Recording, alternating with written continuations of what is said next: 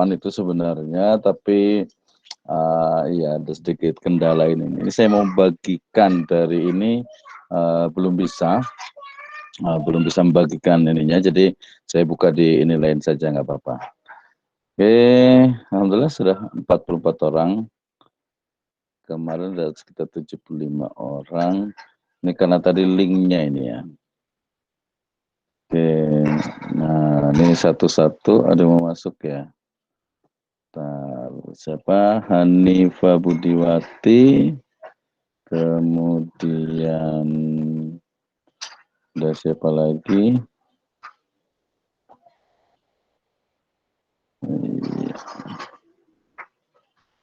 Chrome window.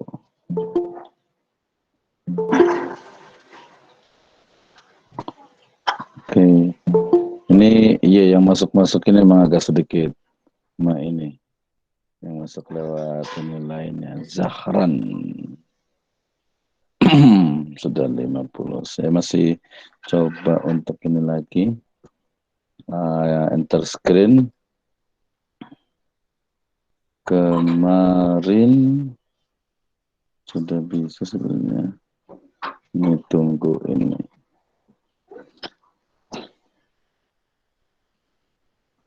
Baik teman-teman semuanya, kita mulai saja. Saya sambil berusaha untuk membagikan screen-nya, ya ini dibagikan tapi tombol ininya masih belum bisa terklik, tapi insya Allah kita udah hafal semuanya. Baik, kita mulai. Mohon semuanya dimatikan untuk speakernya, ya nanti kita sama-sama belajar, ya kita sama-sama belajar terkait dengan mata kuliah kita yaitu fikih muamalah.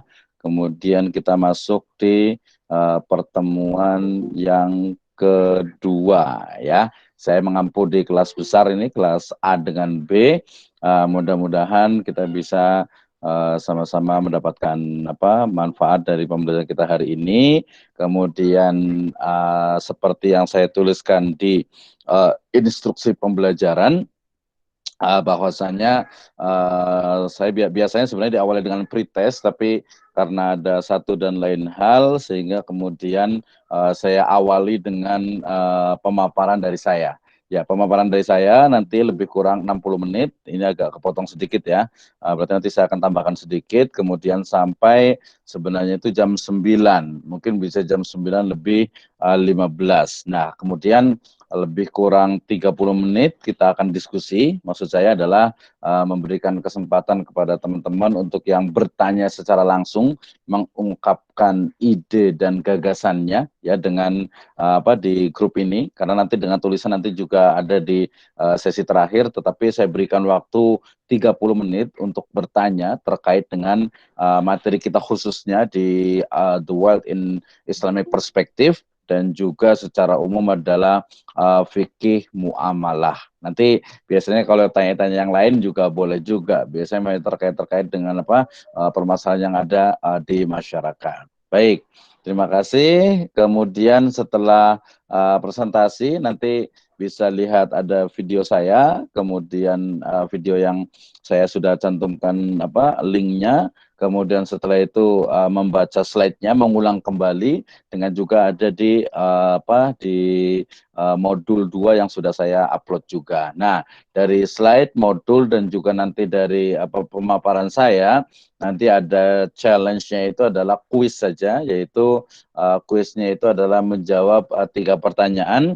Itu akan saya buka jam 10 sampai waktunya adalah jam 10 sampai jam 10.30, sehingga kita ada minimal itu ada 3 sesi ya. Sesi pertama adalah pemaparan dari saya, kemudian sesi kedua adalah tanya jawab dan diskusi secara online menggunakan Google Meet ini. Kemudian sesi ketiga adalah membaca reading course, yaitu di modul dan juga di slide-nya ini sama. Kemudian nanti dari 3 sumber ini, tiga sumber belajar ini, kita nanti mahasiswa diberikan challenge untuk untuk menjawab, ada kuis di akhir pertemuan kita. Nah, teman-teman semuanya, itu instruksi atau model dari sistem pembelajaran kita pada hari ini. Perlu dicatat bahwa pemaparan nanti ada beberapa tambahan-tambahan yang sifatnya itu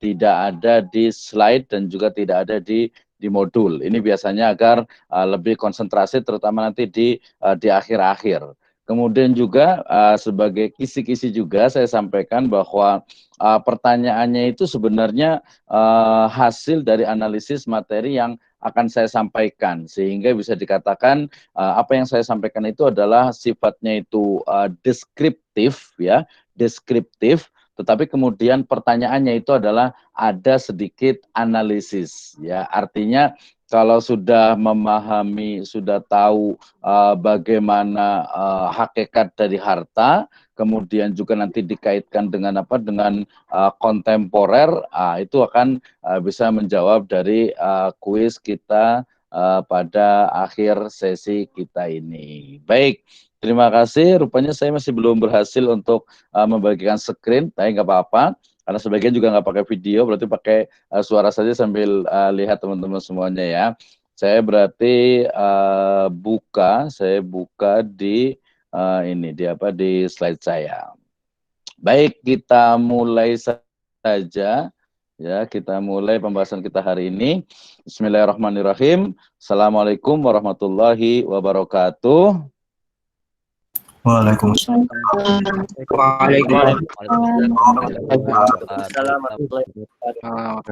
Alhamdulillahirrabbilalamin. Wassalatu wassalamu ala asrafil anbiya'i wal mursalin habibana wa nabiyana Muhammadin sallallahu alaihi wasallam wa ala alihi wa ashabihi wa man tabi'ahum bi ihsanin ila yaumiddin. Amma ba'd. Qala Allah Ta'ala fi kitabihil karim.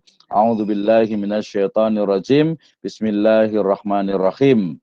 Ya ayyuhalladzina amanu atiullaha wa atiur rasul wa ulil amri minkum. Fa in tanaza'tum fi syai'in farudduhu ilallahi wa rasulih in kuntum tu'minuna billahi wal yaumil akhir. Dzalika khairu wa ahsanu ta'wila. Wa qala Allahu azza wa jalla aidan, a'udzu billahi minasyaitonir rajim. Bismillahirrahmanirrahim. Ya ayyuhalladzina amanu aufu bil uqud. Amma ba'd, fa inna asdaqal hadithi kitabullah wa khairal huda Nabi sallallahu alaihi wasallam. Awalan aqulu lakum jazakumullahu khairan ala khudurikum fi hadhihi khissah at-tayyibah wa khasatan fi hadzal mawdu' yakni fil fiqhil muamalah. Al-mawdu' al-yawm yakni fiqhul muamalah. Alhamdulillah wassalatu wassalamu ala Rasulillah wa ala alihi wa ashabihi wa man tabi'ahum bi ihsanin ila yaumiddin. Wa ba'd. Qala Allah Ta'ala fi kitabil karim, kama qara'tu lakum min hadhihi al-ayah arafna ana yakni nahnul muslim labudda alaina an yakni naf'al kullu syari'atillah, yakni syariah minal Qur'an wa aidan minas sunnah an-nabawiyah. Wa takriban yakni yata'allaq bi mawdu'ina hadal yaum, insyaallah sanabhas yata'allaq bi al-mal fil fiqhil Islam, the world in Islamic perspective. Naam, wa sanabhas al-yaum yakni yata'allaq bil mawadi', awalan ta'riful mal, wa thani aqsamul mal, wa thalis haqiqatul mal, wa rabi al mal fil Qur'anil Karim, wal khamis al mal fil qanun, wa aidan an nuqud wal intifa'u fil mal, wal akhir haqqu yakni tamlik wal intifa'. Wa hadhihi hiya al mawadi' alladhi sanadrus hadzal yaum. Awalan arafna yani al mal. Al-mal yani kalimat min kalimat fil lughatil arabiyyah. Yani al-mal mala yamilu mailan. Tusamma bi al-adalah aidan.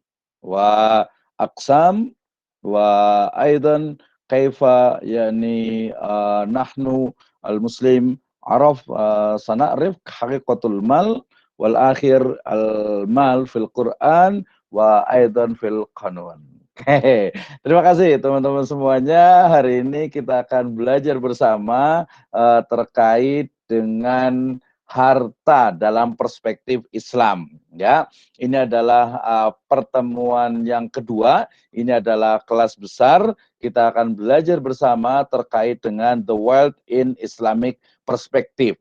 Harta dalam perspektif Islam. Kenapa ini penting dibahas? Karena saat ini dengan perkembangan dari teknologi informasi dan komunikasi, kemudian juga dengan perkembangan dari era digital ini banyak sekali hal-hal yang memerlukan adanya jawaban, khususnya terkait dengan harta.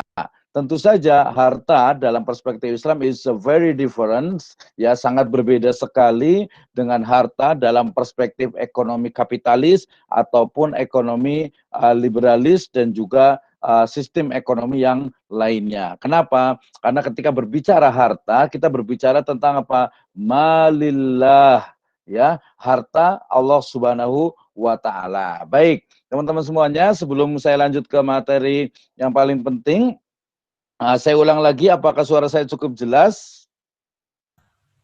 Jelas, Jelas, Pak. Jelas. Oke, terima kasih. Kita akan belajar bersama. Ya, pertama adalah ini di awal-awal bahasa Arab nggak apa-apa, cuman apa namanya ya kita latihan ya, kita latihan. Jadi yang akan kita pelajari pertama adalah terkait dengan apa? Ta'riful mal, definisi dari harta, pengertian dari harta. Kita akan pelajari bersama. Yang kemudian yang kedua adalah aksamuhu, pembagiannya atau jenis-jenisnya. Ya, kemudian yang ketiga kita akan belajar tentang hakikat dari harta. Ya, bagaimana sebenarnya kita sebagai seorang muslim itu melihat, memandang ya harta yang merupakan titipan dari Allah Subhanahu wa taala. Kemudian yang keempat adalah bagaimana harta itu dalam perspektif konun, ya. Konun dalam hal ini adalah perundang-undangan, khususnya nanti perundang-undangan yang ada di Indonesia ini. Nah, kemudian yang berikutnya juga berbicara tentang bagaimana al-mal atau harta itu dalam perspektif Al-Qur'an. Sebenarnya Al-Qur'an yang sudah sering kita baca, yang sering kita mungkin telaah, kita tadaburi gitu ya. Sebenarnya bagaimana Al-Qur'an ini melihat harta itu. Oke. Nah, kita mulai dari yang pertama, termasuk nanti yang terakhir itu di pembahasan yang tidak masuk di slide, ya ini teman-teman bisa ditekankan, yaitu yang tidak masuk di slide itu adalah terkait dengan apa yang disebut harta kontemporer, ya. Termasuk juga kita akan bahas tujuan kenapa sih kita belajar tentang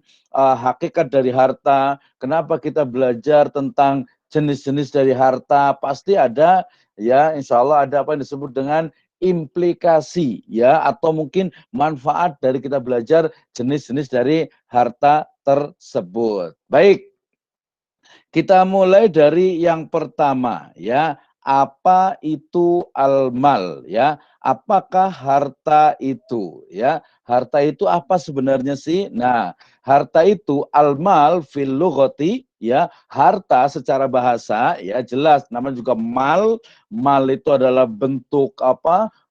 Singular, bentuk mufrad, bentuk satu dari jamaknya atau pluralnya itu adalah amwal ya, sehingga nanti ada salah satu kitab ya dalam peradaban Islam ini atau dalam peradaban ekonomi Islam ada kitab Al-Amwal ya, artinya harta. Berarti kitab atau buku yang membahas tentang bagaimana harta kekayaan. Ya, kemudian juga ada Abu Tarsa juga menulis judul buku, judulnya adalah Anta wal Mal, ya, Anda dan harta. Nah, ini berbicara tentang al-mal. Al-mal secara bahasa itu belajar dari bahasa Arab, yaitu kata-kata mala yamilu mailan. Ya, mala yamilu mailan. Yang artinya itu apa? Condong, cenderung, ya kemudian berat sebelah. Ya, kenapa disebut demikian? Karena memang ketika seseorang itu ketika ada sebuah harta, biasanya manusia itu akan cenderung mendekati harta dan juga mendekati orang yang punya harta. Ini kemudian terpatri juga dalam sebuah syair dalam bahasa Arab. Ya, dikatakan ini syair itu ya semacam kata-kata mutiara, ya dikatakan ra'aitun nasa qad malu ila man indahu mal wa ra'aitun nasa qad malu ma laisa indahu mal. Ya, ra'aitun nasa qad malu. Saya lihat kebanyakan manusia itu cenderung mendekati siapa? Kepada orang-orang ma indahum mal, kepada orang-orang yang memiliki harta. Ya, wa ra'aitun nasa qad malu, dan saya juga lihat manusia itu cenderung menjauhi, ya, menjauhi siapa? Ma indahu mal, orang-orang yang tidak memiliki harta. Nah, dari sini kemudian berarti dikatakan al-mal fil lughah, mal, harta secara bahasa itu adalah apa? Dikatakan malahu qimatin, ya, segala sesuatu yang memiliki qimah, yang memiliki nilai, ya, yang memiliki value, ya. Kemudian juga dikatakan lagi ma yamliku min jami'il asya, segala sesuatu yang berhak, yang boleh untuk dimiliki atau dikuasai. Nah, itu dulu. Nanti biar tahu. Berarti apa? Yang namanya harta itu adalah segala sesuatu yang memungkinkan untuk kita miliki. Ya, ingat ini adalah masih secara etimologi, ya. Kemudian juga Ibnu Athir ya beliau mengatakan bahwasanya al-mal fil asli ya ma yamliku minadz-dzahabi wal fiddah summa atlaqa ala kulli ma taqni wa yamliku minal a'yan. Ya, Ibnu Athir dalam kitabnya beliau mengatakan bahwasanya harta itu pada asalnya adalah apa? Adalah segala yang dikuasai, yang bisa dimiliki, ya, misalnya itu zahab, emas, kemudian fiddah, kemudian juga perak. Tetapi kemudian dimutlakan kepada segala sesuatu yang memiliki manfaat dan juga bisa dimiliki dalam berbagai bentuk materi.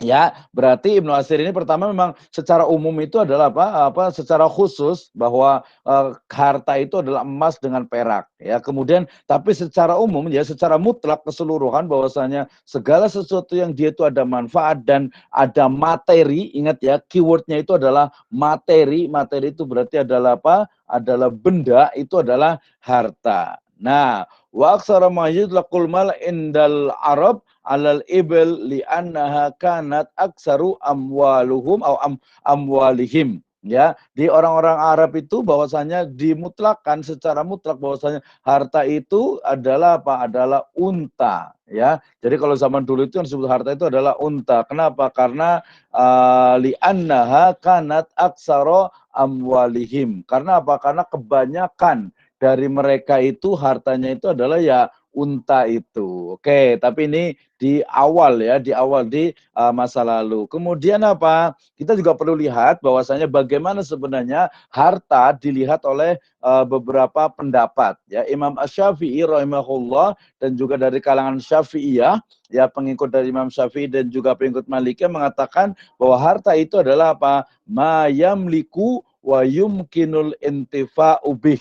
Ya, yang namanya harta itu adalah segala sesuatu yang bisa dimiliki dan memungkinkan untuk memanfaatkannya. Nah, saya ulang lagi, ini pendapat dari Syafi'iyah. Syafi'iyah itu adalah pengikut dari madhab Imam Syafi'i dan juga Malikiyah pengikut dari madhab Imam Malik. Apa itu? Segala sesuatu yang memungkinkan untuk dimiliki atau segala sesuatu yang dimiliki dan memungkinkan kita untuk mendapatkan manfaat, ya, dari sesuatu tersebut. Oke, itu pendapatnya Syafi'iyah dan Malikiyah. Berarti di sini apa? Ada keywordnya itu adalah kepemilikan. Ingat, kepemilikan itu pada masa lalu itu selalu apa? Selalu maknanya itu adalah al-qabd. Al-qabd itu artinya memegang, dipegang. Ya, sehingga kemudian harta pada masa lalu itu adalah sesuatu yang bisa dipegang, sesuatu yang bisa diraba, sesuatu yang bisa ya dikuasai ya dalam bentuk real materinya. Ya, oke. Nah, kemudian sementara pendapat jumhur mengatakan bahwasanya yang disebut dengan harta itu adalah apa? Kullu ma lahu qimatin yalzimu ya matlafuha wa domanuha wa domanuhu ya. Yang disebut dengan harta menurut jumhur itu adalah apa? Segala sesuatu yang memiliki nilai ya, yang memiliki nilai. Kemudian apa? Yang mengharuskan ketika orang lain melanggarnya itu apa? Mendapatkan semacam denda. Ya, jadi sesuatu yang kita miliki, yang dimiliki oleh seseorang, kemudian ketika ada orang lain yang akan mengambilnya, kemudian juga mungkin melanggar dari hak dia itu akan ada apa? Akan ada semacam apa? Dendanya. Oke, itu pendapat dari jumhur. Tapi keywordnya dari jumhur itu adalah yaitu malahu kimatin. Ya, segala sesuatu yang memiliki nilai. Ya, segala sesuatu yang memiliki nilai. Nilai di sini maksudnya adalah apa? Adalah values ya. Nilai itu artinya apa? Adalah yang memang ada manfaatnya, ada nilainya. Contohnya ya kalau umpamanya daun kering jatuh itu kan nggak ada nilainya. Itu tapi kalau satu lembar uang seratusan jatuh, yaitu walaupun sama-sama satu ini ya ukuran nggak jauh berbeda, tapi dia ada nilainya indanas di sisi manusia. Oke. Nah kemudian pendapat yang berikutnya yaitu dari Al-Hanafiyah. Beliau mengatakan, ingat ini ya, yang disebut dengan harta itu adalah apa? Ma yamliku minal a'yani wa yumkinu idkharuhu liwaktil hajah. Ya, Hanafiyah mengatakan bahwasanya harta itu adalah segala sesuatu yang mungkin untuk dimiliki atau yang bisa untuk dimiliki minal a'yan dari berbagai bentuk materi. Wa yumkinu idkharuhu dan mungkin untuk menggunakannya liwaktil hajah pada waktu-waktu diperlukan. Nah, pendapat dari Hanafiyah ini beliau mengatakan bahwasanya apa? Jadi harta itu hanya yang sifatnya itu materi. Ya sifatnya itu betul-betul benda dan betul-betul kelihatan. Ya, kelihatan ada materi ya, bukan imaterial. Nah, nanti di akhir itu kita akan bicara gimana nih kalau umpamanya digital money, kan nggak ada materinya, cuma digit doang. Ya, kemudian nanti juga ada benda-benda atau harta yang memang betul bentuknya itu atau bentuknya itu adalah apa? Imaterial, bukan materi. Kita akan bahas itu ya. Tenang saja sahabat dulu. Oke, berikutnya.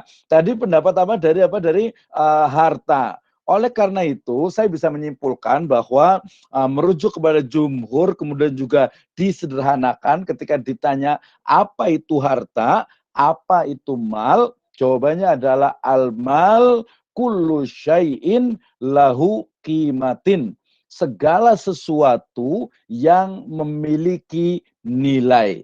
Ya, baik itu a'yanan secara ain, benda, materi, ataupun non materi. Nah, kenapa nanti kita bicara tentang materi, non materi? Karena nanti ada namanya itu intifa, ada namanya itu manfaat, ya hakul intifa. Ya nanti di pertemuan ketiga tentang apa? Tentang teori hak atau nazariyatul hukuk. Kenapa? Manfaat itu nanti bisa jadi apa? Jadi dia itu memang sebuah harta.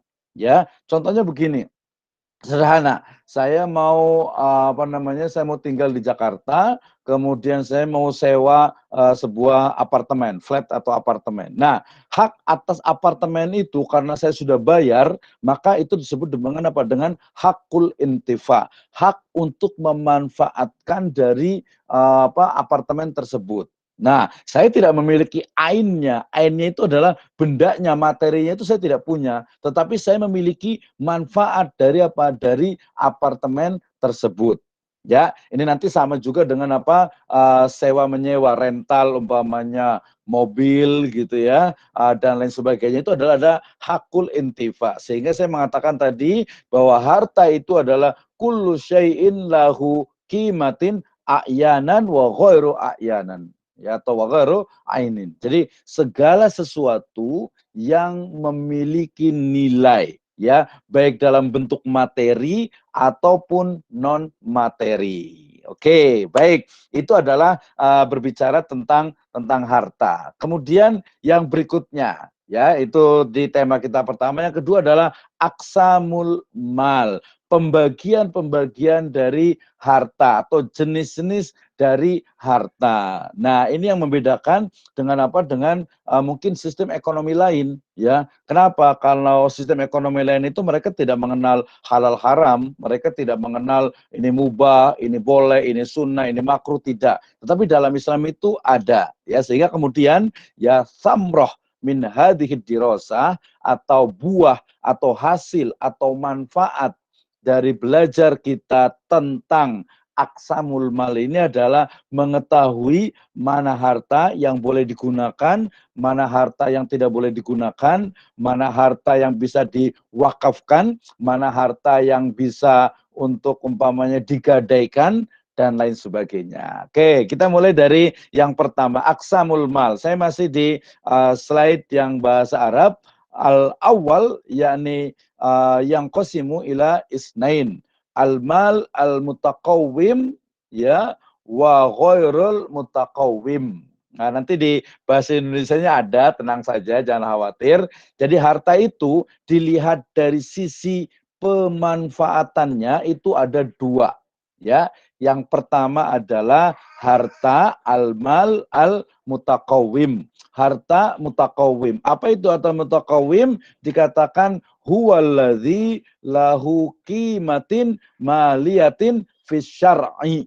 Nah, paling penting ya, harta mutakawim itu adalah apa? Harta yang memiliki nilai, ya, memiliki nilai, ya, nanti bahasa lain nilai itu adalah manfaat. Insya Allah tahu ya, memiliki nilai, memiliki manfaat, maliyatin, kebendaan, fis syar'i, menurut syara, menurut syariat. Ya, itu adalah harta mutakawim. Jadi harta yang memang itu diakui secara syariah, harta yang dia diakui sah sebagai, oh, ini harta dalam Islam. Ya, ini harta dalam Islam. Ya, contohnya apa? Ya mudah saja, kalau harta itu hasil dari korupsi, ya, maka itu bukan harta mutakawim. Nah, yang kedua apa itu? Ghairul mutakawim, ya, harta yang bukan mutakawim. Apa itu? Alladzi laisat lahu qimatin fis syar'i, ya, ya, jadi apa? Sesuatu yang tidak memiliki apa? Tidak memiliki nilai di sisi syariat. Ya, tidak memiliki nilai di sisi syariat. Nanti ada dua, yang nilainya itu tidak ada baik dari materinya ataupun dari caranya, ya, dari materinya, yang kedua dari caranya. Kalau dari sisi materinya, contohnya, mohon maaf, mamanya sesuatu yang mungkin oleh orang lain itu dijual belikan, tetapi dalam Islam itu bukan harta. Contohnya adalah apa? Homer, ya, homer atau apa? Ya, homer, minuman keras, termasuk juga narkotika, ya, narkoba dan lain sebagainya. Dia bukan harta, sehingga nanti jual belinya juga tidak sah, kemudian juga kepemilikannya juga tidak sah, dan dia juga bukan harta. Oleh karena itu harus harus dihapuskan, ya, karena tidak sesuai dengan pri kemanusiaan dan pri keadilan serta pri keagamaan jelas, ya. Oke, berarti kita sudah menemukan dua. Harta mutakawim adalah harta yang sah secara syar'i, itu sederhananya. Yang kedua, harta ghairu mutakawim. Ini teman-teman yang sudah pernah belajar bahasa Arab, ada ghairu. Kalau ghairu itu berarti selain, ya, except, selain mutakawim, berarti harta yang dia bentuknya mungkin materinya itu ada, tetapi ternyata oleh Islam itu tidak dianggap harta. Contohnya tadi apa, umpama ya homer, ya, narkoba, ganja, dan lain sebagainya, ya, minuman keras gitu ya. Kemudian juga mungkin nanti ada daging yang tidak boleh diperjualbelikan, daging babi umpamanya. Nah, itu dia bukan harta. Ya, kemudian juga daging-daging yang umpamanya dia binatang yang bertaring atau mungkin juga binatang yang memiliki kuku dan sebagainya, dia sejatinya bukan harta. Ya, termasuk juga bukan harta kita, saya ulang lagi, yaitu harta yang diperoleh dengan cara yang batil. Ya, kita ingat dalam surah An-Nisa ayat ke-29. A'udzubillahi minasyaitonirrajim. Bismillahirrahmanirrahim. Ya ayyuhalladzina amanu la ta'kulu amwalakum bainakum bil batil illa an takuna tijaratan an taradin minkum. Ya, wahai orang yang beriman, janganlah kalian memakan harta kalian, ya, kemudian juga harta sesama kalian dengan cara yang batil. Ya, al-batil fi hadhil ayah kama qala Ibnu Abbas, ya, makna batil dalam hal ini adalah apa? Ibnu Abbas mengatakan segala sesuatu yang bertentangan dengan syariat seperti mencuri, merampok, korupsi, ya, dan lain sebagainya. Ya, illa antakuna tijaratan antarodin minkum, kecuali dengan apa? Jalan perniagaan yang saling ritu. Perniagaan bisnis usaha pun harus ada syaratnya, yaitu apa? Antarodin, saling ridho. Oke, itu yang pertama. Yang kedua adalah harta, ya, dilihat dari sisi apa? Dari sisi disebut dengan penempatannya. Ya, kita mengenal ada dua. Yang pertama adalah harta yang namanya itu akor, dan yang kedua adalah harta yang sifatnya itu mankul. Ya, harta akor adalah apa? Al akor indal Hanafiyah huwa asabitul ladzi yata'azzaru naqlahu wa tahwilahu mim makanin ila akhar. Ya, Hanafiyah mengatakan harta akor, ya. Nah, akor itu sebenarnya secara bahasa ya tetap diam, ya. Hanafiyah mengatakan bahwasanya huwa sabitul ladzi ya'dharu naqlahu wa tahwilahu mim makanin ilal akhir. Jadi harta yang mungkin untuk dipindahkan, ya, dari satu tempat ke tempat yang lainnya. Nah, dalam undang-undang hukum perdata kita atau dalam hukum positif kita itu dikenal dengan harta bergerak. Ya, harta bergerak ya berarti ya semua yang bisa dipindahkan, ya. Rumah mungkin zaman sekarang bisa dipindahkan, ya, tapi sebenarnya tidak bisa dipindahkan, ya. Mobil, kendaraan, kemudian uang, harta benda dan sebagainya yang bisa dipindahkan itu masuk ke harta akor. Ya, yang tidak bisa dipindahkan, ya, yang sabit, yang jelas, maaf tadi, ya. Jadi al akor itu adalah yang sabit, yang tetap, yang tidak bisa dipindahkan. Ya, ya sabit alladzi yata'azzaru naqlahu wa taqwilahu mim makanin ilal akhar. Jadi harta akor itu adalah harta yang tidak bisa dipindahkan. Ya, sedangkan lawannya adalah apa? Al-mankul, harta yang mangkul apa? Ma'amkana naqla'u wa tahwilahu mim makanil akhar ma'abaqai hay'atu wa syakluhu. Ya, yang kedua adalah harta yang sifatnya itu mangkul, yaitu apa? Harta yang mungkin untuk dipindahkan. Ya, tadi mobil, kemudian juga mungkin uang, kemudian juga berbagai harta benda yang bisa diambil, dipindahkan tanpa merusak benda tersebut, ya. Oke, kemudian itu dari sisi apa? Pemindahannya. Yang berikutnya adalah apa? Adalah harta yang sifatnya itu berdasarkan berdasarkan banyak sedikitnya. Ya, maksudnya itu berdasarkan sifat dari apa? Dari harta itu yang mungkin dia tidak ada yang lainnya atau mungkin banyak jenisnya. Kita sebut di sini. Ya, yang pertama adalah al-malul qimi. Al-qimi huwa ma tatafawat ahadahu tafawat yata'adzaru bihi. Ya, jadi harta kimi itu adalah harta yang tidak ada yang semisalnya. Nah, artinya harta itu dia langka, ya sangat sedikit sekali jumlahnya. Contohnya mungkin ada kayak semacam kristal atau mungkin permata, ya, termasuk juga emas sebenarnya gitu, sehingga kemudian dia harganya itu mahal, atau memang dia itu tidak bisa karena sedikitnya sehingga sulit untuk untuk ditimbang atau sulit untuk dijadikan sebagai ukuran yang standar. Oke. Nah, sedangkan al-malul misli ma hasara biwasni au kili au adada au zar'i. Ya, huwa ma lahu mislu aw nadhiru fil aswaq min ghairi tafawut fi ajzaihi. Jadi kalau kimi itu dia memang sangat langka dan juga jarang ada di pasaran. Sementara al malul misli itu adalah misal bahasanya itu adalah yang banyak di pasaran. Ya, ini biasanya harta secara umum. Ya, sehingga nanti harganya itu akan berpengaruh. Oke, kita lanjutkan lagi.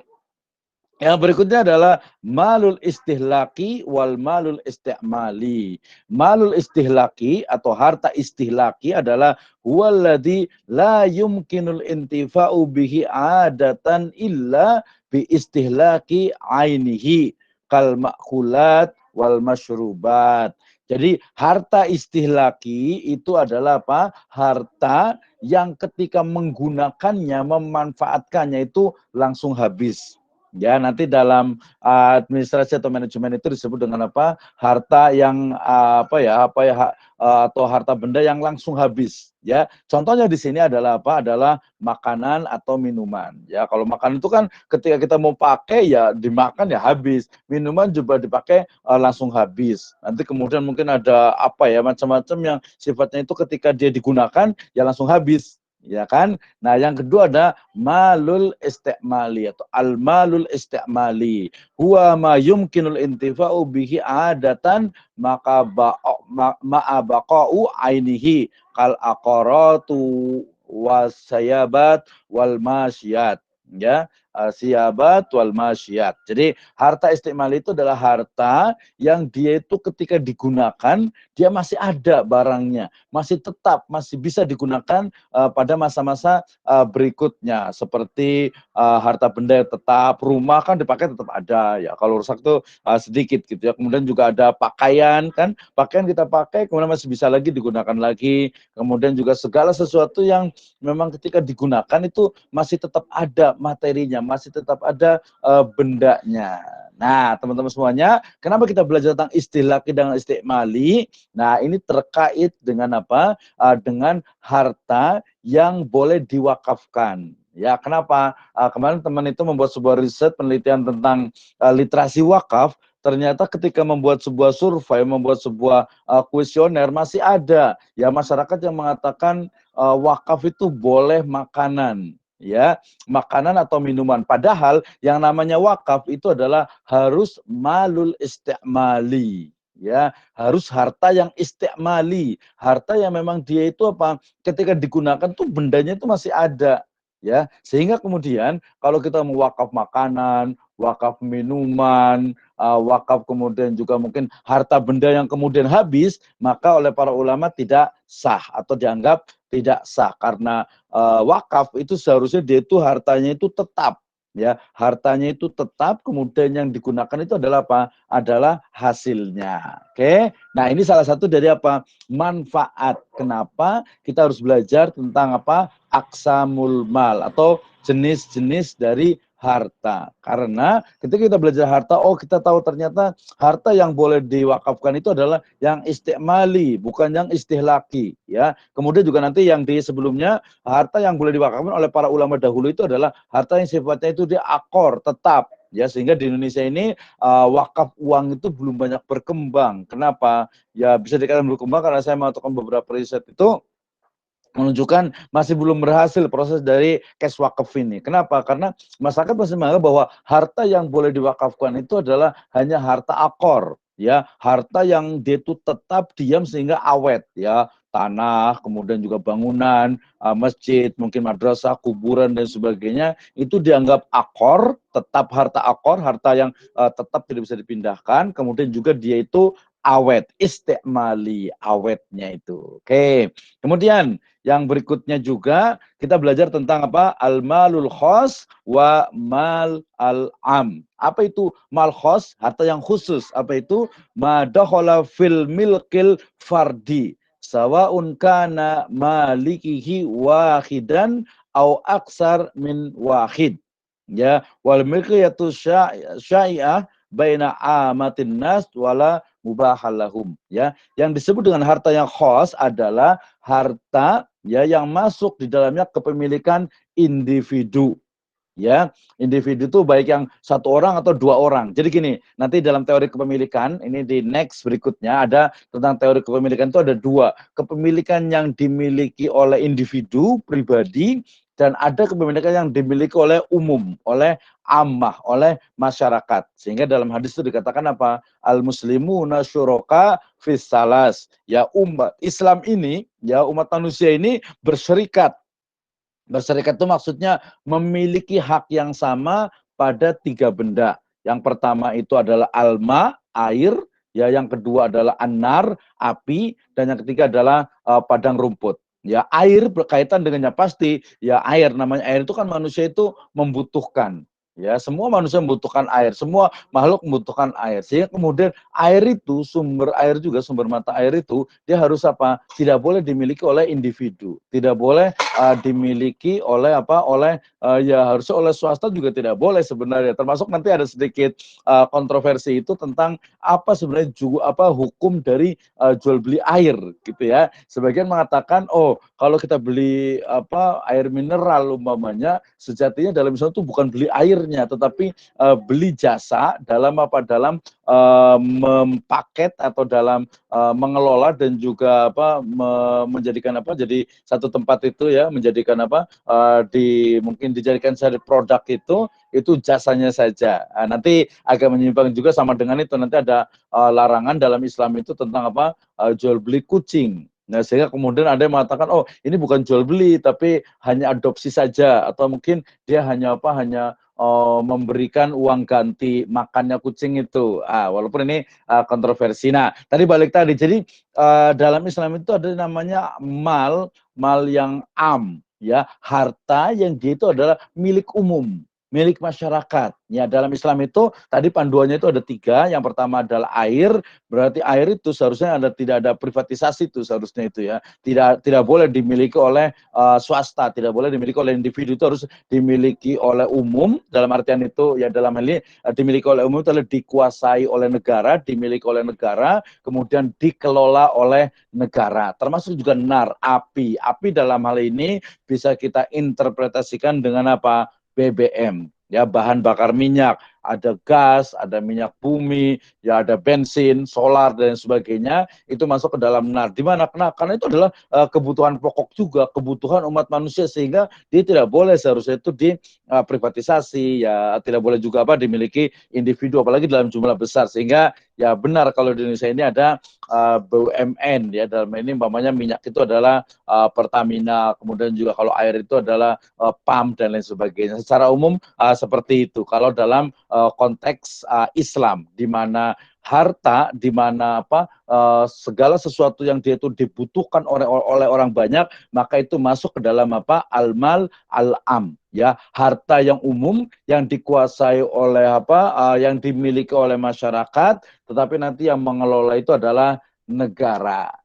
Ini nyambung dengan kampus kita di bela negara nih. Oke, berarti al-mal khos itu adalah harta yang dimiliki oleh individu ya fardiyah, sedangkan al-malul am adalah al-malul ghairi dakhili fil milkil afrod ya, harta yang selain dimiliki oleh para individu ya wa innama yahda'ul limaslahatil ammah. Kenapa tadi air, BBM, kemudian fasilitas umum itu tidak boleh dikuasai oleh individu karena untuk apa? Kemaslahatan umum ya. Wa dzalika mislul madarisi wal jamiati wal mustasfiyat atau wal mustasfayat ya sekolahan, kemudian juga university, kemudian juga apa rumah sakit gitu ya. Seharusnya itu dikuasai dimiliki oleh negara, ya lebih tepat dimiliki oleh negara karena itu adalah bagian dari apa?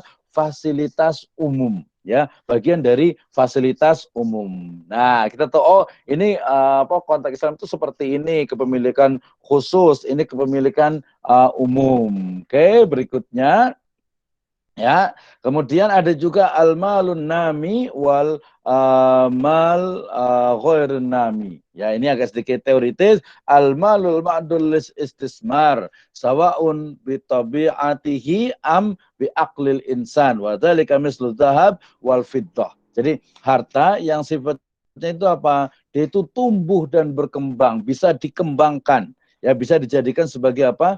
Sebagai alat untuk berbisnis, sebagai benda yang kita bisniskan dan lain sebagainya. Ya, al-malu ghair nami huwa al-malul ghairil mu'addatul lil istismar wa dzalika kal hajatil insani min ma'kul wal malbasu wa maskan wa nahu dzalik. Jadi ada juga harta yang memang tidak bisa untuk apa dikembangkan, yang tidak diperbolehkan. Oke, nah teman-teman semuanya, di sini yang di bahasa Arabnya udah selesai, langsung masuk ke bahasa Indonesia. Jadi teman-teman mulai bisa sambil buka ya, sambil buka di apa di slide-nya itu ya, karena saya mau pakai presenting ini masih belum bisa juga, ini agak lambat sekali ini hanya. Jadi present now tapi ternyata nggak masuk-masuk. Oke, nah berarti di mana di yang bahasa Arab ini sudah selesai referensinya, tinggal yang bahasa Indonesianya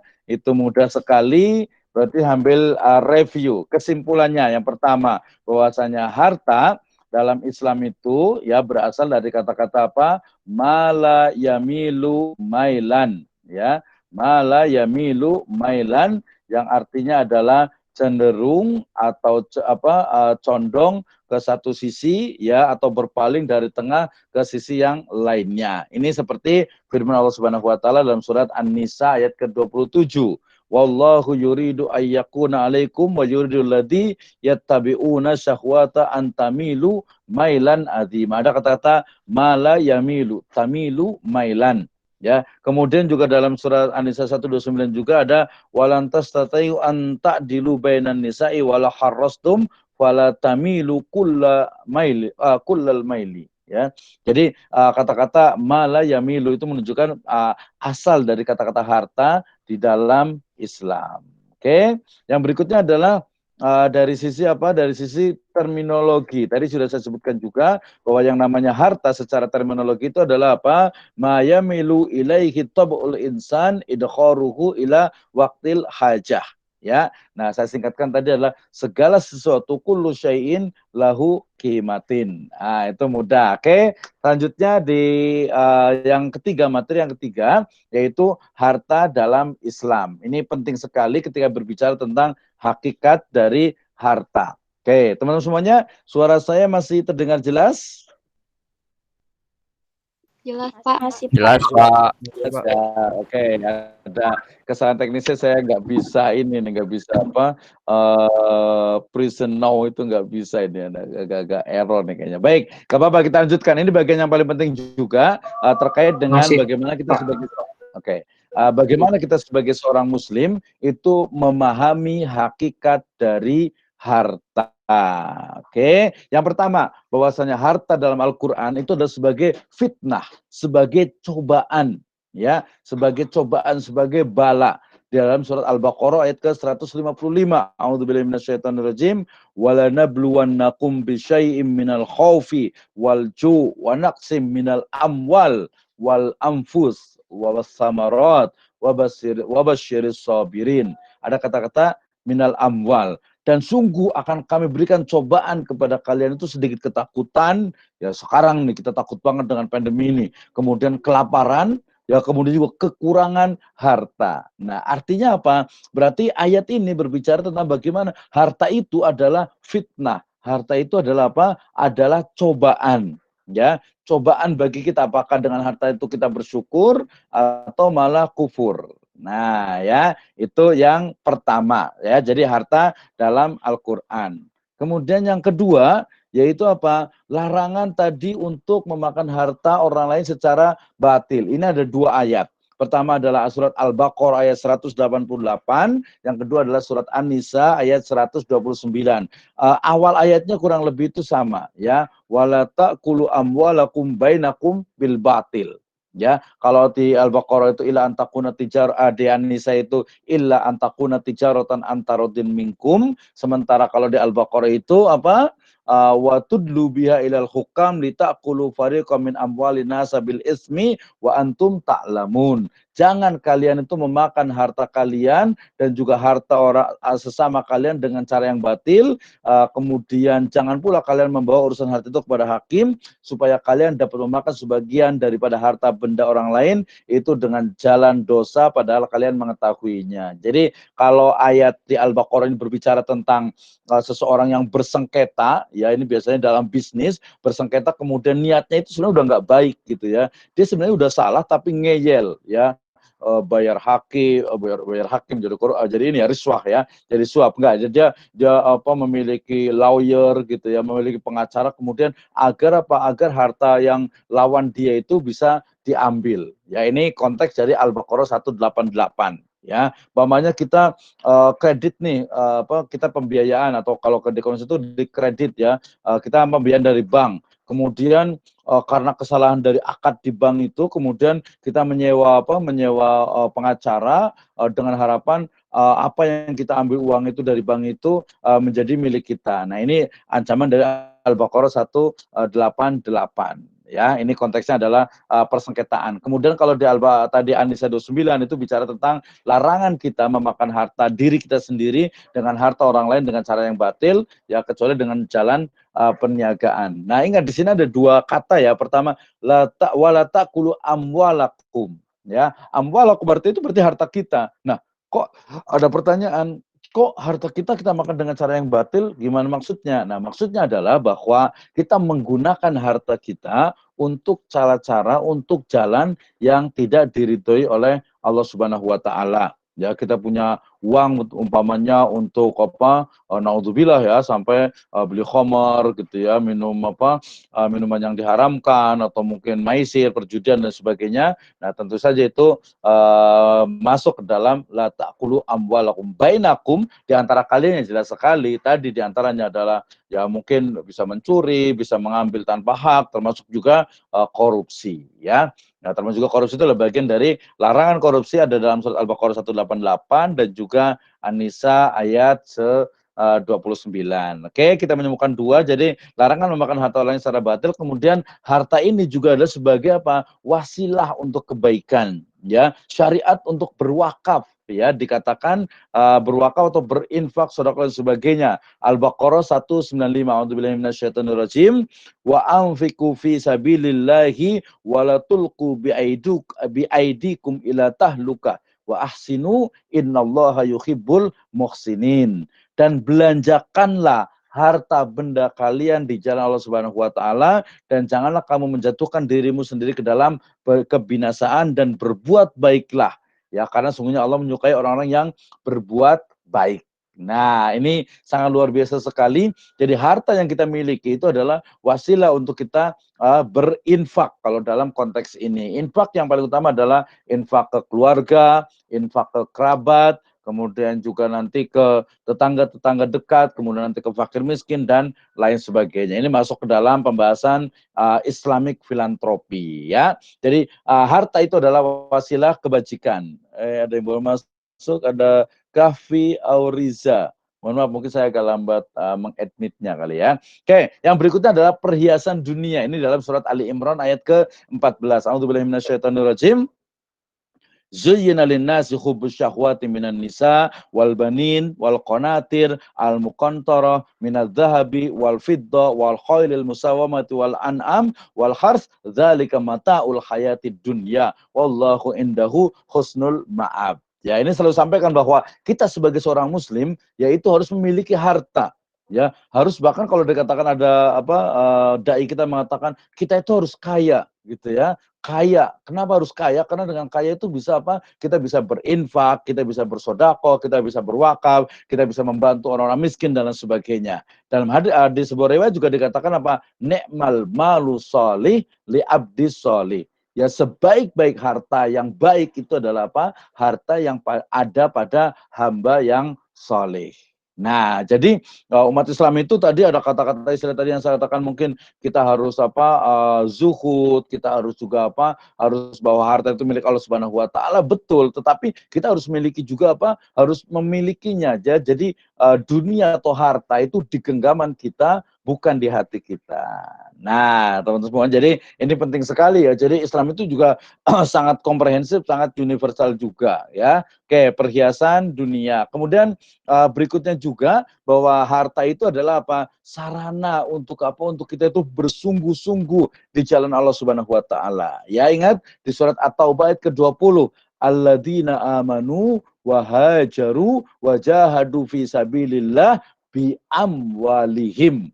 Saya batas sampai di situ aja. Yaitu apa? Orang-orang yang beriman dan berhijrah serta berjihad di jalan Allah Subhanahu wa taala dengan harta benda mereka. Ya, tadi kalau dikatakan kita itu harus kaya, iya, karena dengan kaya itu apa? Kita akan mampu untuk apa? Untuk apa? Di sini kata-kata berjihad di jalan Allah Subhanahu wa taala. Nah, perlu dijelaskan nih kata-kata jihad nih, jangan sampai kita salah apa ya, salah pemahaman, salah interpretasi dan lain sebagainya ya. Konteks jihad di sini adalah jihad dengan harta. Ya, apa itu jihad dengan harta? Jihad dengan harta itu adalah harta yang kita miliki ya kita infakkan di jalan Allah Subhanahu wa taala ya. Untuk umpamanya dari mulai untuk beasiswa, mahasiswa, siswa dan sebagainya, untuk fakir miskin, untuk peningkatan pemberdayaan masyarakat, kemudian juga untuk mungkin anak yatim dan lain sebagainya, itu adalah jihad dengan harta ya. Jadi apa nanti berikutnya baru apa wa amfusikum kalau memang waktunya ya, waktunya memang tepat yang sesuai. Contohnya tiba-tiba umpamanya naudzubillah, jangan sampai sih, jangan sampai umpamanya Indonesia tiba-tiba dijajah lagi ya. Ya mau nggak mau berarti kita harus jihad mempertahankan Indonesia. Ini konteks jihad dalam perspektif bela negara di UPNPJ. Jelas sekali ya. Tapi yang pertama, yang paling menarik di sini adalah karena kita di jurusannya adalah ekonomi syariah, jurusannya adalah apa? Yang menarik itu adalah wajahadu fisabilillah bi amwalihim. So berarti jihad dengan harta itu dia lebih dahulu ya, lebih dahulu dan ya bisa dikatakan lebih penting apalagi dalam konteks sekarang ini di Indonesia gitu ya. Jadi jihad dengan harta adalah mengentaskan kemiskinan yang ada di Indonesia. Nah, saya juga katakan juga bahwasanya karena Islam itu adalah wa ma arsalnaka illa rahmatan lil alamin, sehingga kemudian apa? Kemudian kita tadi mengentaskan kemiskinan dalam Islam itu berarti ya tidak memandang dari sisi agama, ras, suku, golongan dan lain sebagainya. Ini yang disebut dengan apa? Dengan universal. Jadi jelas sekali, jangan salah dalam menafsirkan. Oke, itu adalah bagian dari apa? Dari harta dalam perspektif Islam. Kesimpulannya bahwasanya harta dalam Al-Qur'an, pertama, harta itu adalah fitnah atau ujian, cobaan, yaitu Al-Baqarah 155. Yang kedua adalah larangan kita memakan, mengonsumsi harta orang lain, harta kita dan harta orang lain secara batil, itu di Al-Baqarah 188 dengan juga di An-Nisa 29. Kemudian harta sebagai sarana bagi manusia untuk berbuat kebajikan, itu di Al-Baqarah 195. Kemudian juga harta sebagai hiasan ya, apa zinatul hayatid dunia ya, perhiasan bagi manusia itu, maka itu di Ali Imran ayat 14. Kemudian juga apa syariah perintah untuk berinfak dengan harta itu di Ali Imran juga 92. Kemudian harta sebagai sarana dalam berjihad di jalan Subhanahu wa taala itu di At-Taubah ayat ke-20. Nah, teman-teman semuanya, itu harta dalam perspektif Al-Qur'an ya. Nah, kemudian yang terakhir dari pembahasan kita masih ada 4 ini lagi, masih ada 4 menit lagi, yaitu terkait dengan apa yang disebut dengan istilah harta kontemporer. Nah, sebelum bicara tentang harta kontemporer, saya juga bicara sedikit tentang uang, ya, tentang teori uang. Kayaknya ini nggak masuk di berikut-berikutnya di fikih muamalah, juga tidak ada masuk ke dalam harta. Oke, dalam Islam yang disebut dengan uang itu adalah minadz zahabi wal fiddah. Ya, uang itu adalah apa ya, yang disebut dengan alat tukar. Ya, alat tukar bukan komoditas yang memiliki nilai ekstrinsik dan juga nilai intrinsik yang sama. Ya, sehingga kemudian yang paling ideal itu adalah apa? Dinar dengan dirham. Oke, ini yang paling ideal, ini yang pertama. Kemudian berikutnya ternyata stok jumlah dari emas dengan perak itu semakin berkurang, kemudian juga ternyata kebutuhan akan alat tukar itu semakin banyak, semakin berkembang, sehingga kemudian muncullah apa yang disebut dengan fiat money atau uang kertas, ya, uang kertas, mungkin di zaman Giral dan sebagainya. Nah, kalau kita belajar di sejarah peradaban, Islam juga, sejarah pemikiran Islam, sejarah ekonomi juga kita menemukan bahwasanya orang-orang di Eropa, terutama di Italia itu, yang memunculkan bagaimana uang kertas itu muncul. Nah, dalam konteks ini, saya sendiri berpendapat bahwasanya karena nanti ada dalam dalil dari Islam itu namanya al-urf atau kebiasaan dan juga nanti tradisi yang bisa dijadikan sandaran yang tidak bertentangan dengan syariat, maka saya bisa mengatakan bahwasanya walaupun sebenarnya nilai intrinsik dari uang kertas itu berbeda dengan nilai ekstrinsiknya, tetapi kemudian karena masyarakat juga menggunakannya, saya menggunakannya, teman-teman semua di sini juga menggunakannya, maka uang kertas pun itu sah secara syar'i untuk digunakan sebagai alat tukar dengan syarat adanya jaminan dari lembaga kekuasaan, yaitu negara. Dalam hal ini diwakili oleh bank sentral kita, yaitu Bank Indonesia. Oke, tetapi kemudian ketika sekarang kita bicara tentang ketika kita bicara tentang uang kertas, sepertinya sudah mulai ditinggalkan dan sekarang berubah menjadi digital money. Ya, ada currency, ya, ada digital currency atau digital money, uang digital dan lain sebagainya dalam bentuk berbaginya. Nah, maka kemudian muncul teori-teori baru terkait dengan berarti gimana nih kalau Islamic digital money, bagaimana uang digital itu dalam Islam. Dia bentuknya digit, kemudian juga kadang-kadang itu kita nggak bisa memastikan keamanannya, sehingga kemudian contohnya kemana adalah Bitcoin, ya.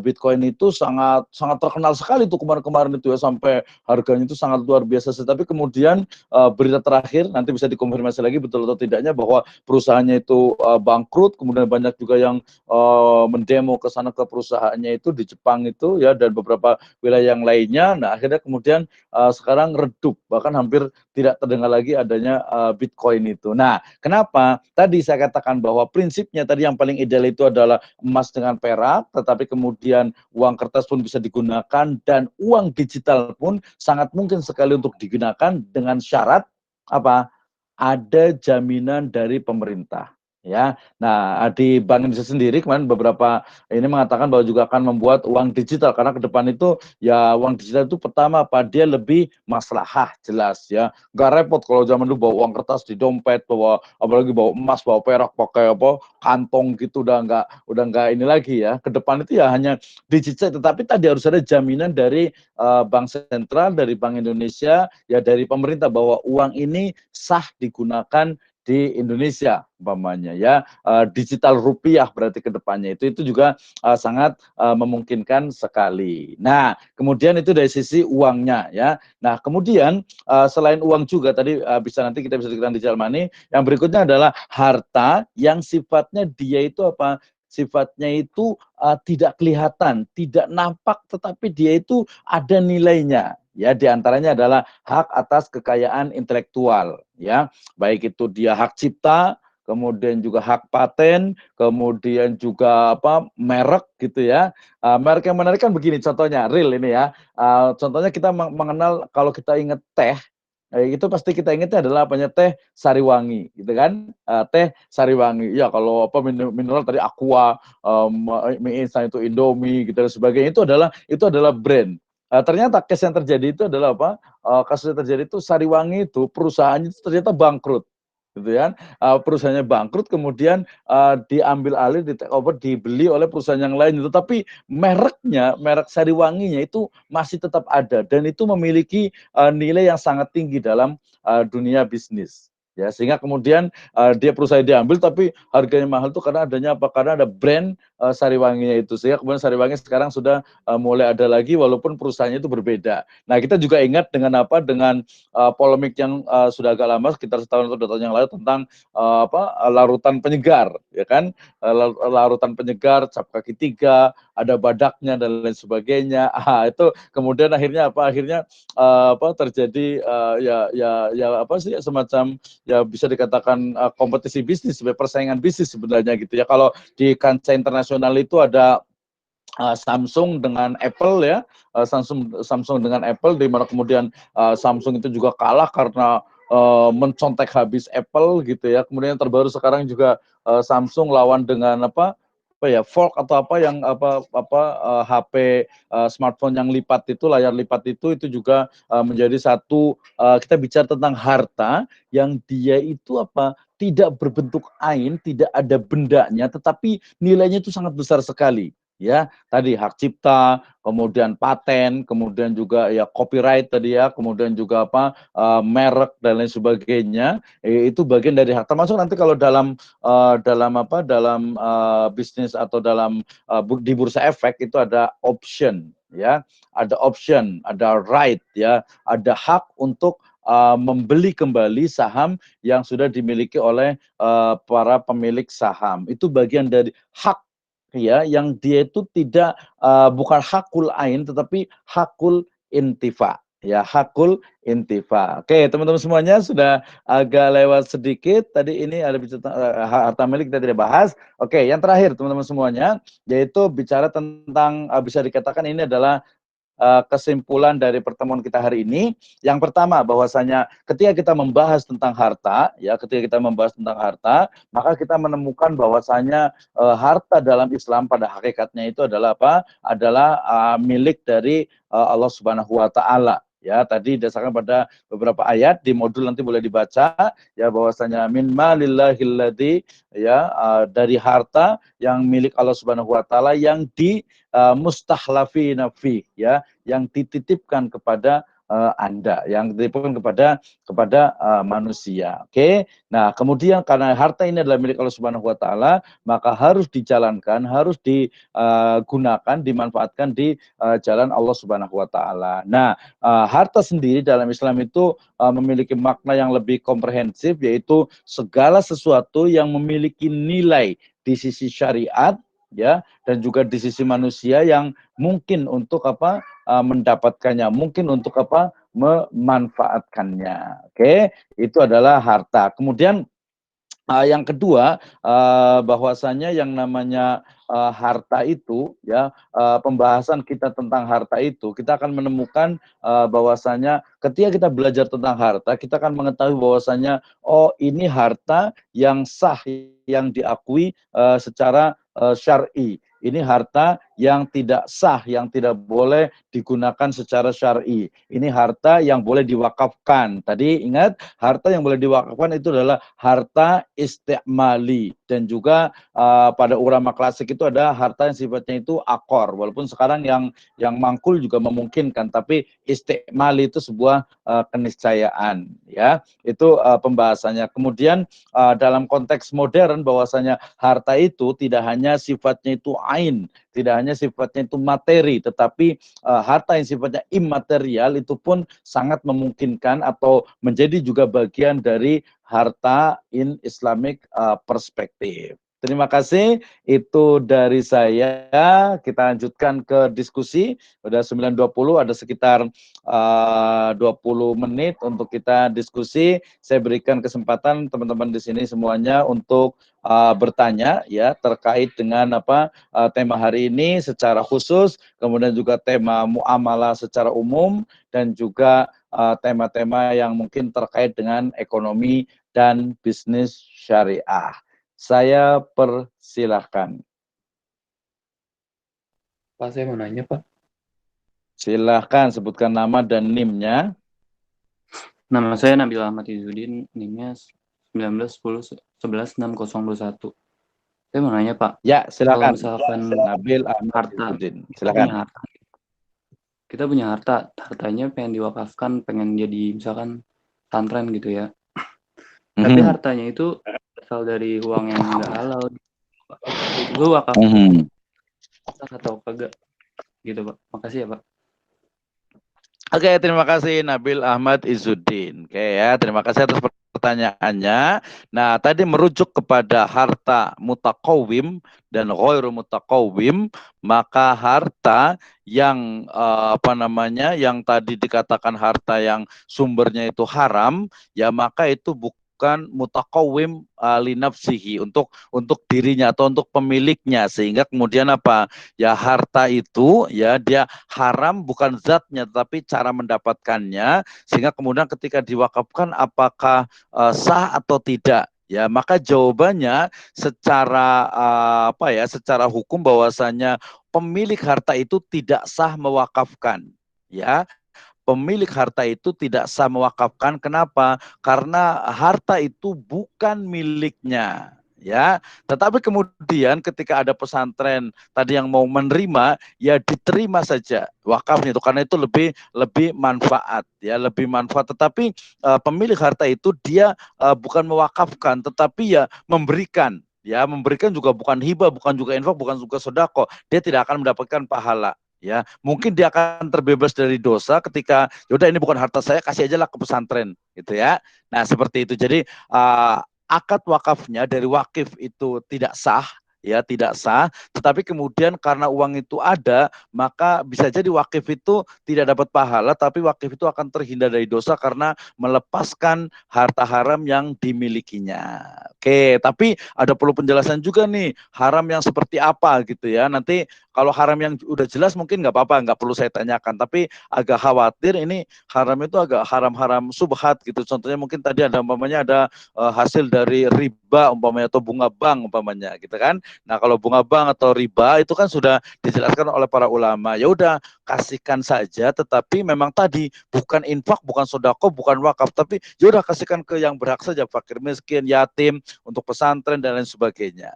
Ya, itu diperbolehkan. Jadi akad dari wakifnya tidak sah, tapi wakif tidak, insya Allah tidak akan mendapatkan pahala, tapi wakif itu akan terhindar dari dosa karena tidak lagi memegang harta yang haram. Wallahu a'lam. Terima kasih Nabil. Kita belajar nanti harta yang haramnya sebenarnya. Harta haram itu dari mana?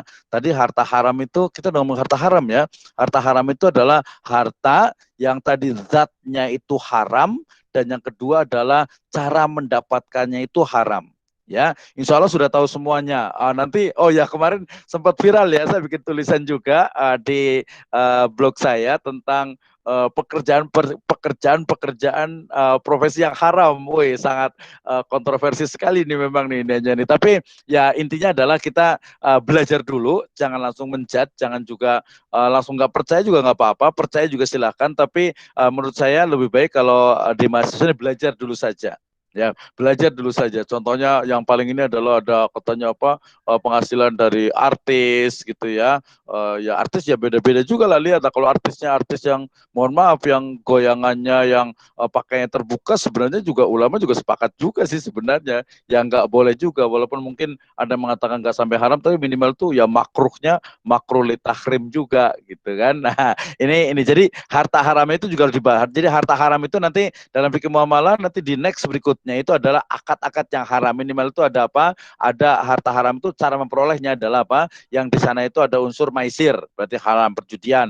Ada unsur riba, ya itu haram juga. Kemudian ada unsur horor, itu juga haram juga. Kemudian ada konsepnya talaki rukban, atau mungkin ikhtikar, atau mungkin tadlis, atau mungkin ghoben, atau mungkin ikrah, atau mungkin juga diagis, nah, dan lain sebagainya. Itu nanti kita akan bahas di next, tenang saja gitu ya. Tapi kalau menanya boleh juga. Oke, itu dulu ya, nanti kita berikan kesempatan. Terima kasih untuk Nabil Ahmad Izzuddin. Yang berikutnya silakan. Halo Pak. Sama. Baik. Assalamualaikum Pak. Ya, biasa suka begini kalau dua-dua nih. Yaudah, paling baik berarti Radela baik sekali memberikan kepada Salwa Syarif. Tafadholi.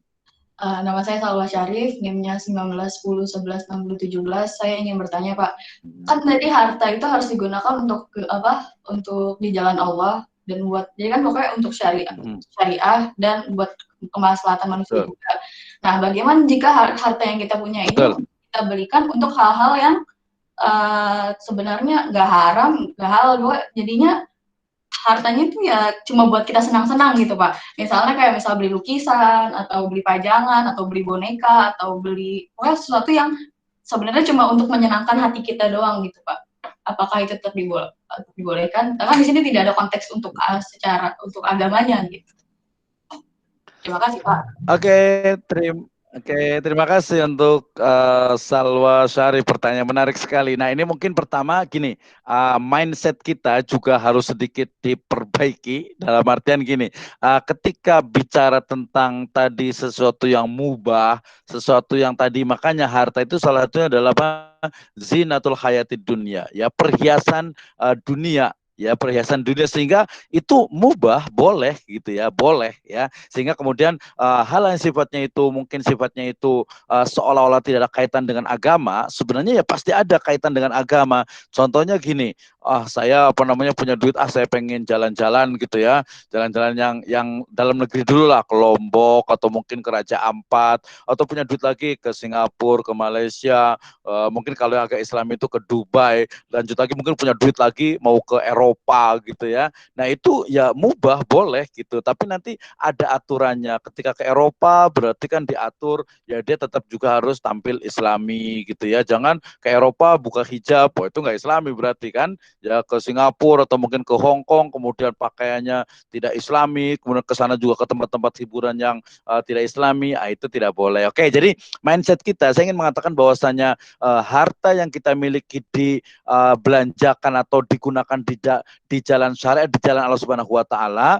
bukan berarti hanya ibadah mahdhah, bukan hanya seolah itu hanya kebaikan. Ya, karena semuanya itu adalah kebaikan kalau memang ada manfaatnya. Nah, berarti dalam hal ini apa? Menjawab pertanyaan, kalau kita punya harta, kita memiliki uang, kemudian saya pengen beli boneka, saya pengen umpamanya ya jalan-jalan atau mungkin makan enak. Nah, itu hukumnya apa? Itu hukumnya mubah. Dalam Islam itu ya boleh gitu. Itu bukan berarti melanggar syariat, tidak sama sekali gitu. Karena kita kan pengen makan, boleh dong makan enak gitu. Tadi kita pengen jalan-jalan yang jauh juga boleh gitu ya. Kita pengen mungkin yang perempuan itu suka beli boneka gitu. Mungkin yang laki-laki pengen beli motor, yang mungkin yang gentleman gitu pengen beli apa mobil juga mungkin. Nah, itu boleh. Tetapi nanti ada aturannya. Aturannya gini, pengen oke lah kita makan enak gitu ya, tapi jangan juga sampai mubazir, dibuang-buang. Oke lah kita beli boneka, tapi ya jangan beli boneka banyak-banyak lah ya gitu. Maksudnya itu nanti masuk ke dalam apa? Wala tubazir innal mubazirina kana ikhwanus syayatin. Jadi kalau beli boneka ya jangan sampai satu kamar itu penuh dengan boneka lah, itu mubazir. Tapi kalau mau beli boneka satu, ini udah bosan dikasih ke orang lain lagi, itu boleh. Gitu berarti diinfakkan tuh. Jalan-jalan ya kalau kita punya uang ke Eropa ya boleh aja jalan-jalan, tapi kalau umpamanya ternyata tetangga kita masih kurang ya kita kasih juga lah. Jadi hukumnya itu mubah dan juga itu juga diatur oleh syariah, boleh, apalagi nanti untuk refresh. Bahkan di Al-Quran dikatakan wasiru fil ardi fayanduru kaifa kana akibatul mukadzibin. Jadi kita diperintahkan juga untuk apa? Untuk traveling, untuk jalan-jalan, melihat bagaimana kekuasaan dari Allah Subhanahu wa taala gitu ya. Jadi konteks tadi yang seolah-olah itu tidak diatur oleh syariat, sejatinya itu adalah diatur juga, itu adalah mubah. Menyenangkan diri kita boleh, tetapi yang tidak boleh adalah sampai menyenangkan diri untuk yang haram, menyenangkan diri untuk sifatnya yang mubazir, berlebih-lebihan, dan lain sebagainya. Gitu ya. Jadi sangat jelas sekali, itu juga diatur dalam Islam, dan hukumnya itu boleh selama tidak mubazir, tidak pemborosan. Terima kasih untuk Salwa. Yang berikutnya. Assalamualaikum Pak. Waalaikumsalam. Ya, kayaknya ini dulu kita bagi dua aja dulu ya. Kita urutkan ya. Pertama Radela, kedua baru Burhan Nurdin. Bukan Burhanuddin ya, Burhan Nurdin. Silakan Radela dulu, baru langsung ke Burhanuddin. Silakan. Assalamualaikum warahmatullahi wabarakatuh. Nama saya Radil Kusnawais Abdullah dengan NIM 16. Saya mau tanya, kalau misalkan kita sebenarnya masih ada hubungannya nih Pak dengan harta, tapi dalam pasar modal. Kalau misalkan dalam kita investasi di pasar modal konvensional kan, harta kita yang diinvest itu kan harus dizakatin ya Pak ya. Kalau misalnya di pasar modal syariah atau di reksadana syariah, apakah harus dizakatin juga atau gimana Pak? Soalnya kan kalau saya lihat itu kalau misalkan diproses cleansing oleh BSN MUI kan masih ada kayak ribanya itu loh Pak. Kalau aset dari perusahaan aset emiten perusahaan itu kayak masih ada hutangnya kurang dari 45% gitu Pak. Itu gimana? Apa harus masih dizakatin juga?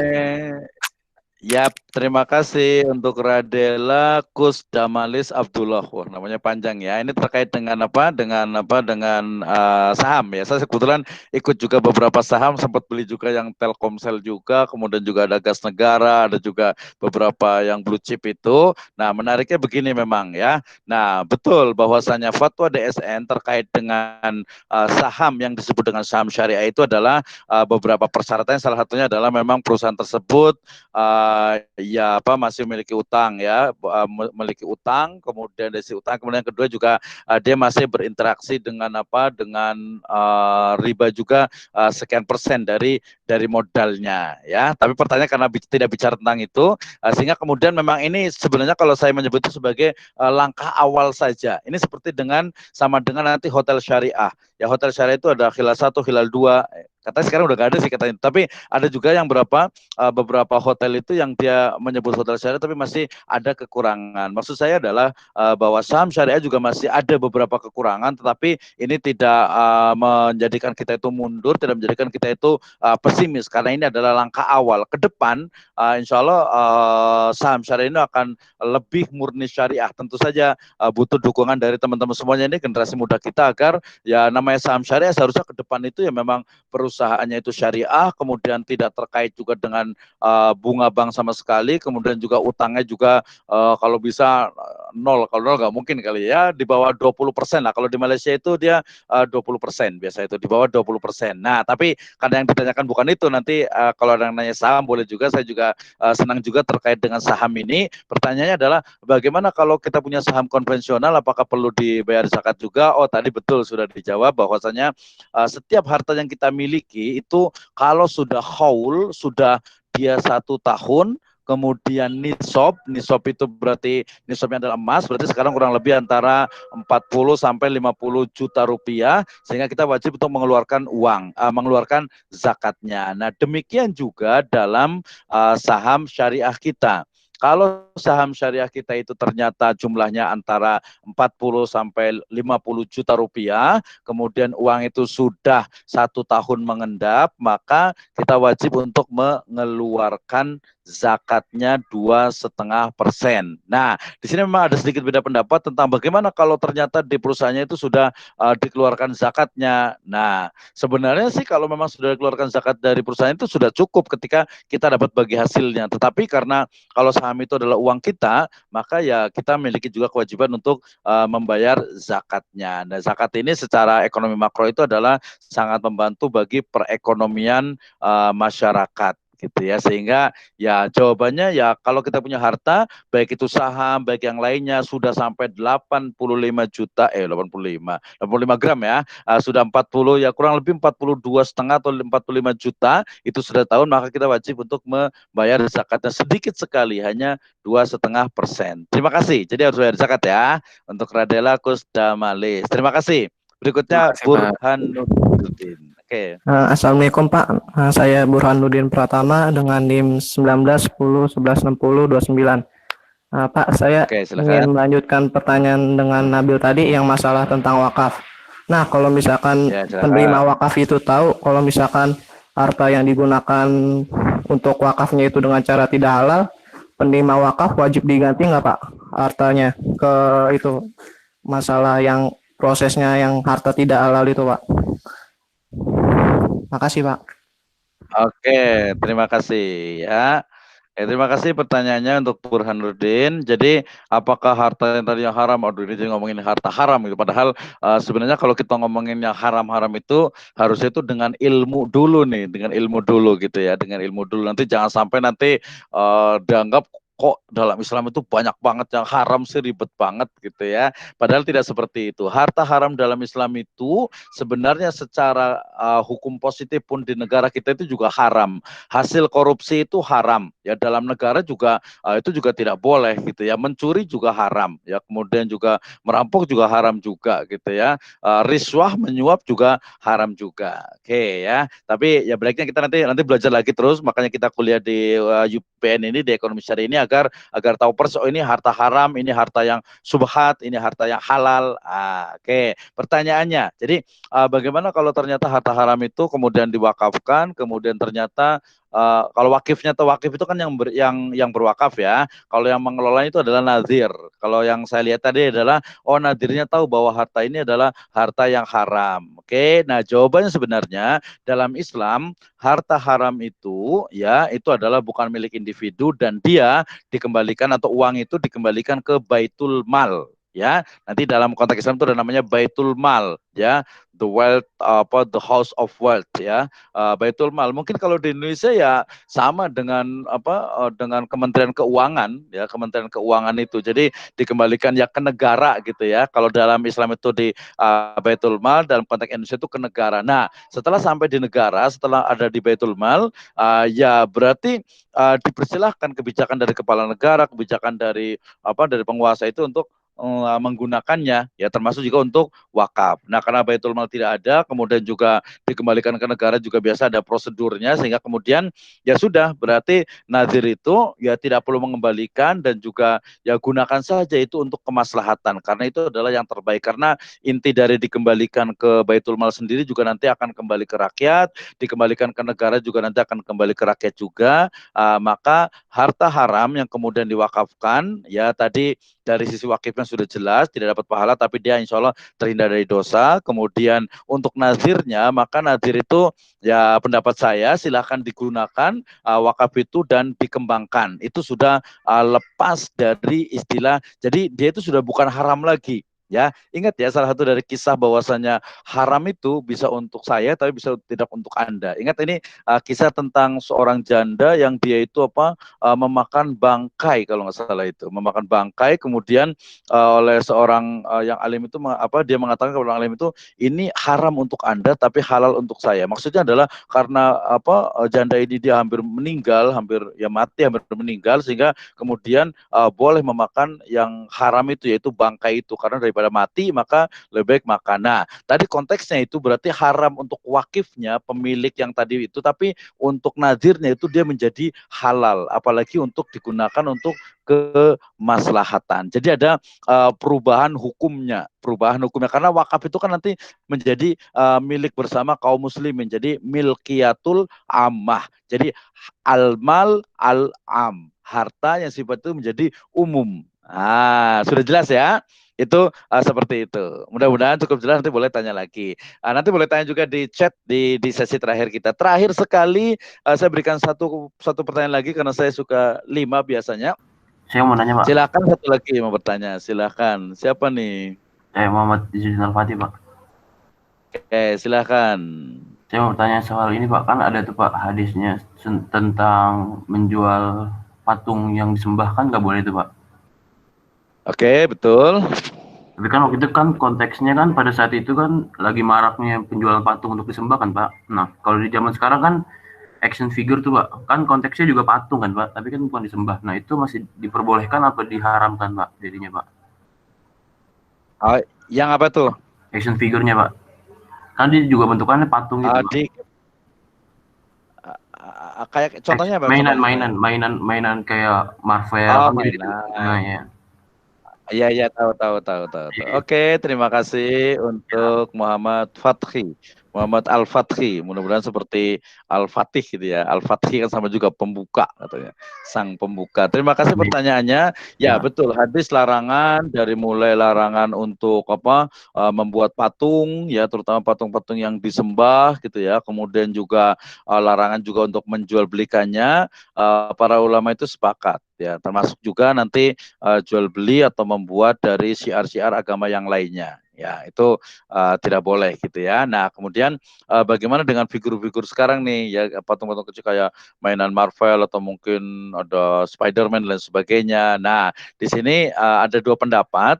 Pendapat pertama mengatakan merujuk kepada dalil itu, jadi dia lebih meluaskan interpretasinya, itu bukan hanya patung yang disembah, tetapi segala patung yang menjurus kepada yang dilarang gitu ya. Termasuk nanti juga ada bicara tentang boneka juga. Jadi pendapat pertama tidak membolehkan kalau memang itu betul-betul lahudil, ada bayangan atau betul-betul seperti patung gitu. Pendapat yang kedua mengatakan kalau dia sifatnya itu hanya mainan, sifatnya hanya untuk senang-senang dan sebagainya, itu lebih ringan dan bisa menjadi mubah. Nah, dari dua pendapat ini silakan dipilih ya. Kalau kita mau hati-hati ya mendingan apalagi udah dewasa nih mainannya jangan yang seperti itu lagi gitu ya. Tapi kalau masih belum ya simpan dulu saja atau dikasihkan ke orang lain atau diapakan gitu ya.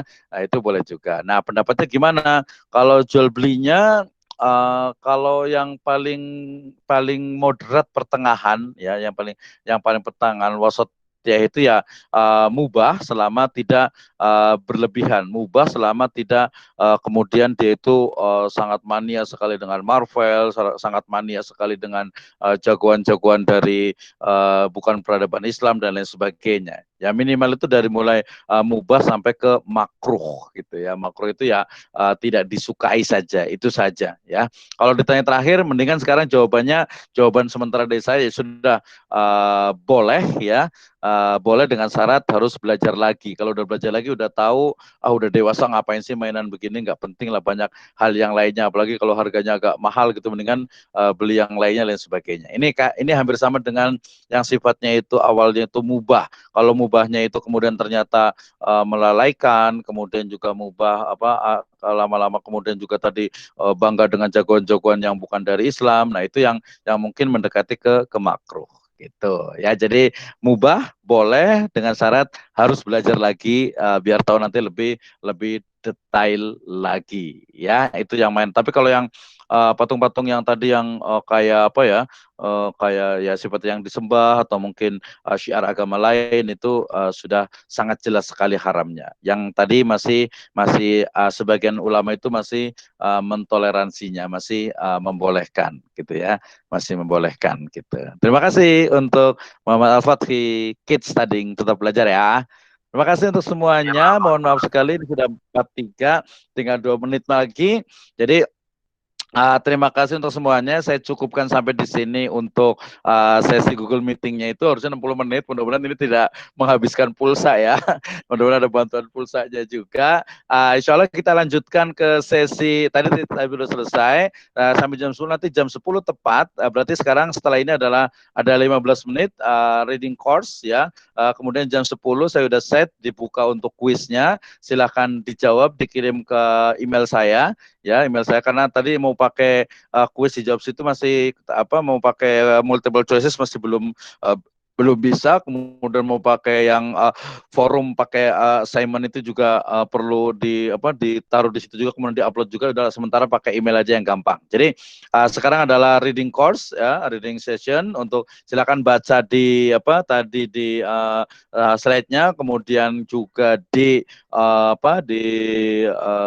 modulnya, terakhir juga dari pemaparan yang saya sampaikan. Mudah-mudahan ada jawabannya, dan saya tadi juga secara lisan sudah saya sebutkan jawabannya sebenarnya kalau memperhatikan dengan jelas. Kemudian jam 10 saya buka, kemudian nanti ditutup jam 10.30. Itu bagian dari assignment kita, bagian dari feedback dari pembahasan pembelajaran kita hari ini. Baik, jazakumullahu khairan ala khudurikum. Terima kasih banyak atas kehadirannya. Insya Allah kita lanjutkan di Kamis yang akan datang. Kita akan bicara tentang nadhariyatul huquq wal milkiyah, teori tentang hak dan juga kepemilikan. Baik, jazakumullah khairan. Kita dengan hamdalah. Alhamdulillahirabbil alamin. Subhanakallahumma wa bihamdika asyhadu an la ilaha illa anta astaghfiruka wa atubu ilaik. Assalamualaikum warahmatullahi wabarakatuh. Waalaikumsalam. Oke, terima kasih semuanya.